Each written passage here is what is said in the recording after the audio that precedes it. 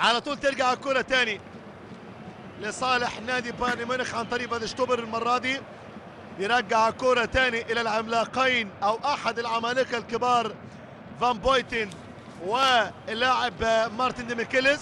المرة دي إلى فيليب لام الجناح الطائر مع الفريق البافاري. يا ولد العيب رقص زي ما هو عايز، عدى خطيرة رأسية، اوبا عدت من اوليتش، راحت مرة تانية على طول لصالح المنشن جلادباخ. شوف الضغط العالي عامل ازاي. البايرن منشن What's the matter, huh? I